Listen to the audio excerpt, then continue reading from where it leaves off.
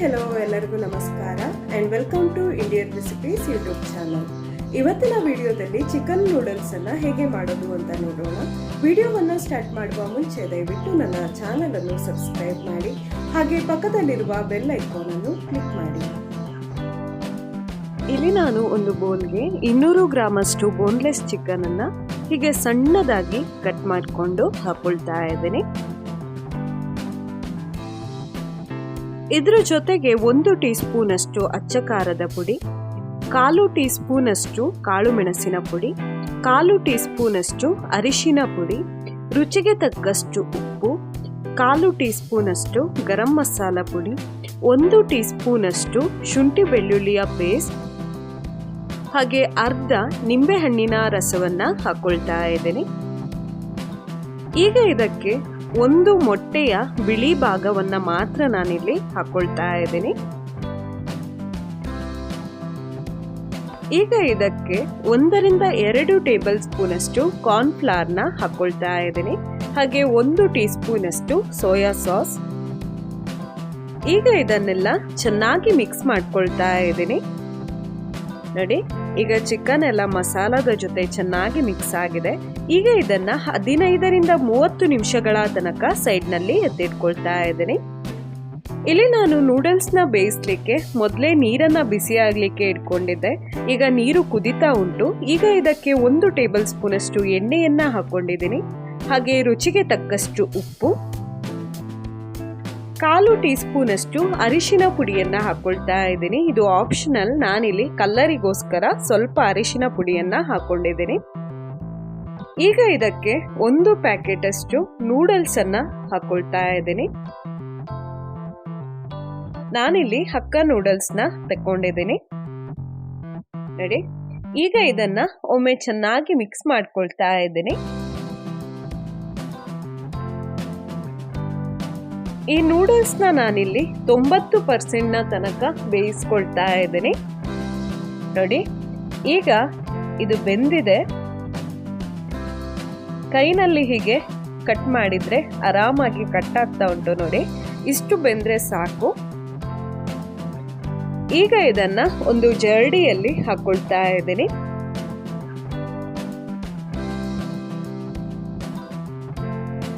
ಈಗ ಇದಕ್ಕೆ 1 table spoon ಅಷ್ಟು ಎಣ್ಣೆಯನ್ನ ಹಾಕೊಳ್ತಾ ಇದ್ದೀನಿ.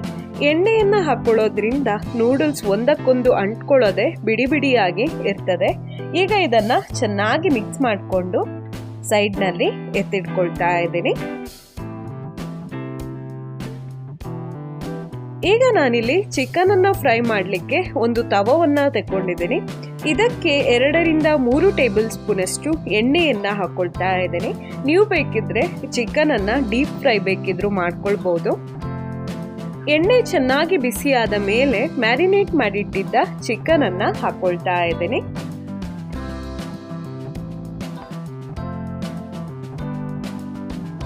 ನೋಡಿ, ಹೀಗೆ. ಈಗ ಈ ಚಿಕನ್ ಅನ್ನ ಚೆನ್ನಾಗಿ ಮಿಕ್ಸ್ ಮಾಡಿಕೊಂಡು ಇದನ್ನ ಫ್ರೈ ಮಾಡ್ಕೊಳ್ತಾ ಇದ್ದೀನಿ.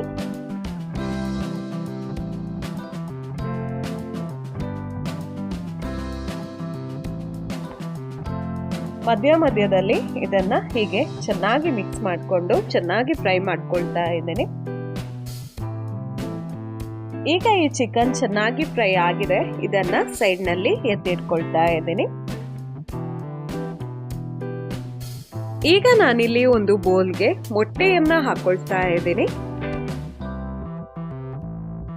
ನಾನಿಲ್ಲಿ 2 ಮೊಟ್ಟೆಯನ್ನ ತೆಕ್ಕೊಂಡಿದ್ದೀನಿ.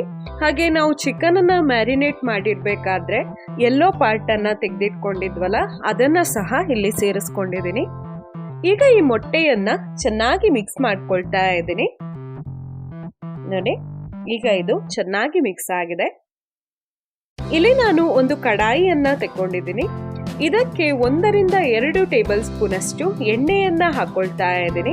ಎಣ್ಣೆ ಚೆನ್ನಾಗಿ ಬಿಸಿಯಾದ ಮೇಲೆ ಮೊಟ್ಟೆಯನ್ನ ಇದಕ್ಕೆ ಹಾಕೊಳ್ತಾ ಇದ್ದೀನಿ. ಈಗ ಈ ಮೊಟ್ಟೆಯನ್ನ ಚೆನ್ನಾಗಿ ಮಿಕ್ಸ್ ಮಾಡಿಕೊಂಡು ಇದನ್ನ ಪುಡಿ ಪುಡಿಯಾಗಿ ಫ್ರೈ ಮಾಡ್ಕೊಂಡಿದ್ದೀನಿ. ನೋಡಿ, ಈ ಮೊಟ್ಟೆ ಇಷ್ಟು ಫ್ರೈ ಆದ್ರೆ ಸಾಕು. ಇದನ್ನ ನಾನು ಒಂದು ಪ್ಲೇಟ್ಗೆ ತೆಗೆದಿಟ್ಕೊಳ್ತಾ ಇದ್ದೀನಿ. ಈಗ ಇದೇ ಕಡಾಯಿಗೆ 1 ರಿಂದ 2 ಟೇಬಲ್ ಸ್ಪೂನ್ ಅಷ್ಟು ಎಣ್ಣೆಯನ್ನು ಹಾಕೊಳ್ತಾ ಇದ್ದೀನಿ.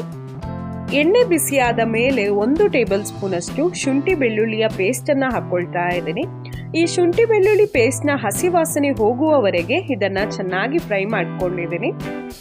ಈಗ ಇದಕ್ಕೆ 2 ಹಸಿಮೆಣಸಿನಕಾಯಿಯನ್ನು ಉದ್ದವಾಗಿ ಕಟ್ ಮಾಡಿಕೊಂಡು ಹಾಕೊಂಡು ಇದನ್ನು ಚೆನ್ನಾಗಿ ಫ್ರೈ ಮಾಡ್ಕೊಳ್ತಾ ಇದ್ದೀನಿ. ಈಗ ಇದಕ್ಕೆ 1 ಈರುಳ್ಳಿಯನ್ನು ಉದ್ದವಾಗಿ ಕಟ್ ಮಾಡಿಕೊಂಡು ಹಾಕೊಂಡಿದ್ದೀನಿ. ನಾನಿಲ್ಲಿ ದೊಡ್ಡ ಸೈಜ್ನ 1 ಈರುಳ್ಳಿಯನ್ನು ತೆಕ್ಕೊಂಡಿದ್ದೀನಿ.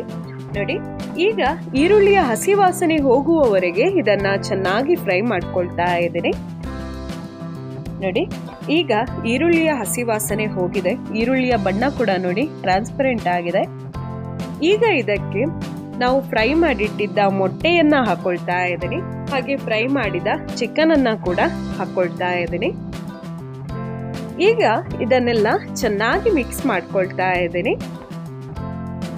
ನೋಡಿ, ಈಗ ಇದ್ರ ಜೊತೆಗೆ 1 ಟೀ ಸ್ಪೂನ್ ಅಷ್ಟು ಅಚ್ಚ ಖಾರದ ಪುಡಿ, 1 ಟೀ ಸ್ಪೂನ್ ಅಷ್ಟು ಕೊತ್ತಂಬರಿ ಪುಡಿ, 1 ಟೀ ಸ್ಪೂನ್ ಅಷ್ಟು ಕಾಳು ಮೆಣಸಿನ ಪುಡಿ, ಅರ್ಧ ಟೀ ಸ್ಪೂನ್ ಅಷ್ಟು ಜೀರಿಗೆ ಪುಡಿ, ಅರ್ಧ ಟೀ ಸ್ಪೂನ್ ಅಷ್ಟು ಗರಂ ಮಸಾಲ ಪುಡಿ, 1 ಟೀ ಸ್ಪೂನ್ ಅಷ್ಟು ಚಾಟ್ ಮಸಾಲ ಪುಡಿ, ಹಾಗೆ 1/4 ಟೀ ಸ್ಪೂನ್ ಅಷ್ಟು ಅರಿಶಿನ ಪುಡಿ, ರುಚಿಗೆ ತಕ್ಕಷ್ಟು ಉಪ್ಪನ್ನ ಹಾಕೊಂಡಿದ್ದೀನಿ.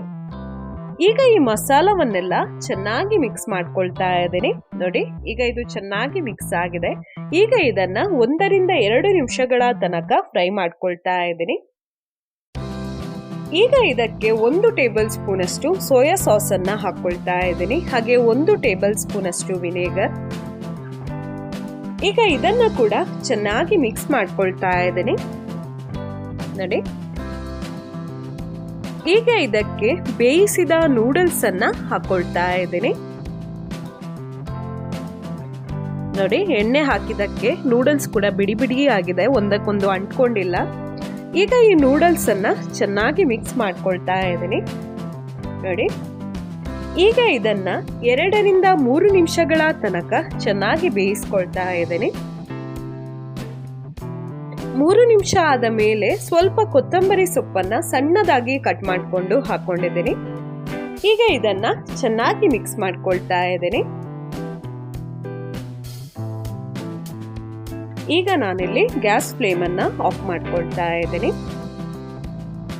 ಈಗ ನಮ್ಮ ರುಚಿಯಾದ ಸ್ಟ್ರೀಟ್ ಸ್ಟೈಲ್ ನಲ್ಲಿ ಚಿಕನ್ ನೂಡಲ್ಸ್ ರೆಡಿ ಆಗಿದೆ.